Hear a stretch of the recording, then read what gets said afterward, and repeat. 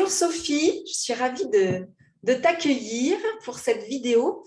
Et donc, je te laisse tout de suite nous présenter le nom de ton style de shiatsu. Oui, alors en fait, en 2004, j'ai rencontré le Zen Shiatsu selon Masunaga. En fait, Zen Shiatsu, c'est un nom qui a été donné par Masunaga, histoire de donner envie d'aller explorer son shiatsu.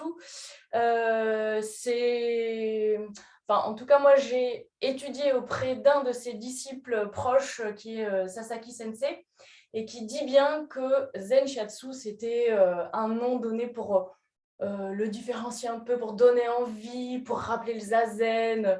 Mais en fait, bon, c'est du shiatsu, quoi. Voilà. Ok. Et du coup, tu as commencé à en parler un petit peu. Quelle est son origine? Oui, bien sûr. Eh bien, en fait, selon ce que je sais, c'est que entre les années 50, 70, au Japon, beaucoup de futurs maîtres japonais, en tout cas beaucoup de chercheurs en shiatsu, se sont posés des questions sur ces pratiques manuelles que les Chinois et bien sûr les Japonais depuis un bon moment pratiquaient. Enfin, cette origine était peut-être un peu populaire et avait éventuellement perdu un peu de sens sur pourquoi faire tel étirement, appuyer sur tel point, etc.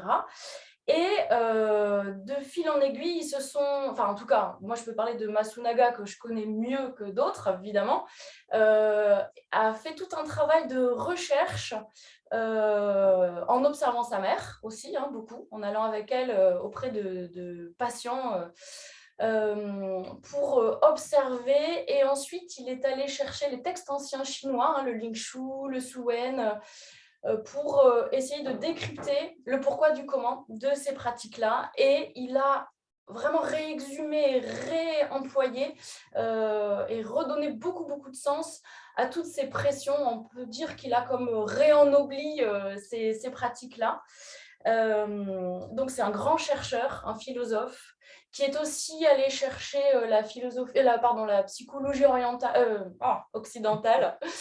Et il est allé remettre du sens sur chaque méridien en réexplorant tout le panel de fonctions auxquelles on peut associer les trajets des méridiens qu'on connaît.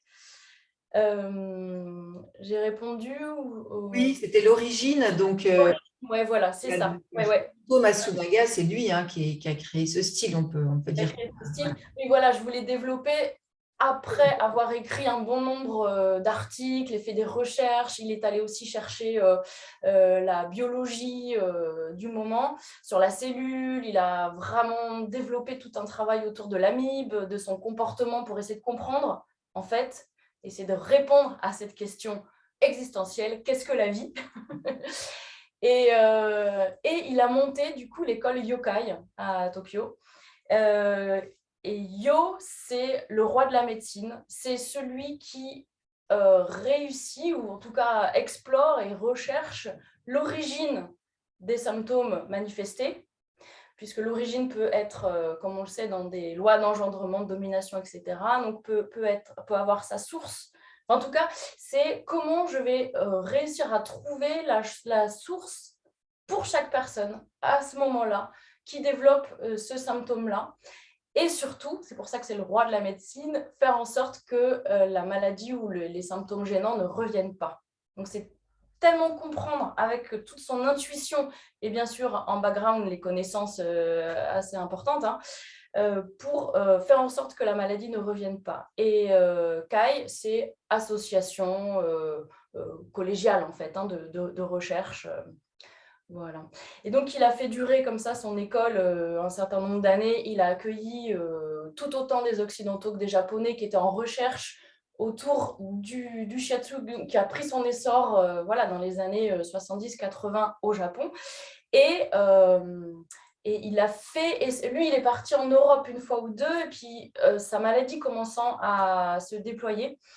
Et donc, il est mort en 81 d'un cancer du gros côlon. eh bien, il a déployé ses disciples et en Amérique et en Europe. Et donc là, maintenant, on a la chance d'avoir encore donc Sasaki Sensei qui a déployé plusieurs pôles yokai en Europe. Super, merci. Donc, tu as déjà commencé à y répondre un petit peu, mais quelles sont les spécificités de ce style sur le plan plutôt pratico-pratique? En quoi est-ce qu'on reconnaît une praticienne Shiatsu Masunaga? Ouais, ouais.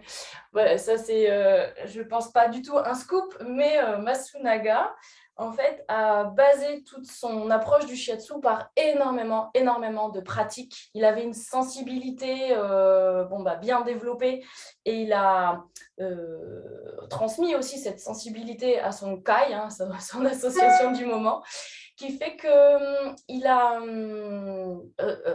pressenti, senti, exploré et donc assis le fait qu'il y ait des extensions des méridiens de MTC, des méridiens classiques. Donc, c'est ce qu'on appelle les extensions Masunaga. En fait, tout simplement, par exemple, moi, je trouve que sur intestin grêle, ça se ressent très, très bien que quand on le travaille sur le bras en MTC, on sent ce crépitement, ce pétillement assez caractéristique. Et en explorant, en interrogeant le corps et son propre corps et le corps de d'autres jushas, des participants, il a réussi à pressentir que sur la jambe aussi, il y avait ce genre d'écho, de crépitement, de couleur, voilà, une coloration, on va dire, du méridien. Et petit à petit, il a réussi ainsi à déployer toutes les extensions de chaque méridien. Donc, si en MTC, le méridien est sur la jambe, eh bien, il y aura un prolongement sur le thorax et sur le bras. Ça, d'une part. Après, je ne connais pas trop les autres styles de shiatsu, mais il me semble que chez Masunaga, en tout cas, on a une attention très portée sur le bilan énergétique qu'on peut faire sur le hara, sur le dos également. Il y a des zones spécifiques. Et bien sûr, ce qu'on appelle les setsushin, c'est écoute des méridiens par le toucher. On peut aussi très bien les avoir un peu partout sur le corps. On pose les mains et on écoute justement les couleurs de chaque méridien. Mais en tout cas, sur le hara, il y a un bilan énergétique qu'on peut faire en surface et ensuite en profondeur, ce qui nous donne aussi une notion de santé, de déploiement de chaque méridien. Dans le sens où, si on le sent par exemple qu'en surface mais pas en profondeur, on aura donc une idée de l'intégration de la problématique pour la personne. C'est soit un peu en surface ou plus incrusté, plus chronique. Et en fonction de ça, en plus bien sûr de tous les chines, de l'observation, de l'écoute de ce que le jusha a à nous dire, on va créer donc un bilan énergétique et pour élaborer un traitement. Et cette écoute fine du hara nous permet de pressentir si le trajet, si le méridien a besoin d'être un petit peu restimulé ou un peu soutenu ou un peu nourri. Voilà, on aura une action assez différente, ou en tout cas une intention différente quand on ira sur les trajets. C'est ce qu'on appelle communément le kyo et jitsu. On peut le traduire très vite plein vide, mais c'est presque trahir Masunaga que de le spécifier aussi simplement. Mais pour le commun des mortels, on va dire ça. En quelques minutes, c'est déjà très bien. Voilà, c'est ça. Merci beaucoup, Sophie. Comment est-ce que si tu peux nous dire quelques mots sur comment ta pratique a évolué dans ce style de shiatsu?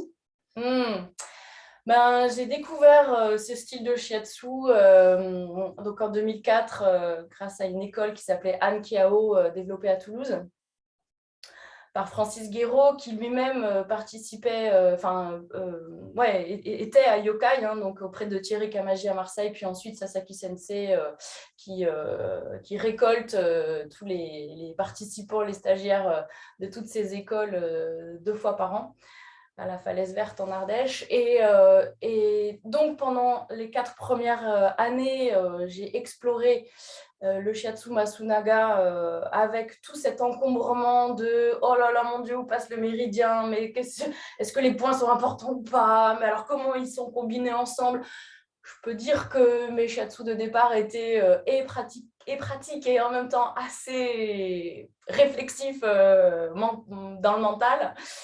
Et je me suis beaucoup appuyée sur le Makyo-Chia. Enfin voilà, j'ai essayé, j'ai exploré et c'était, on peut dire, un peu laborieux. Hein.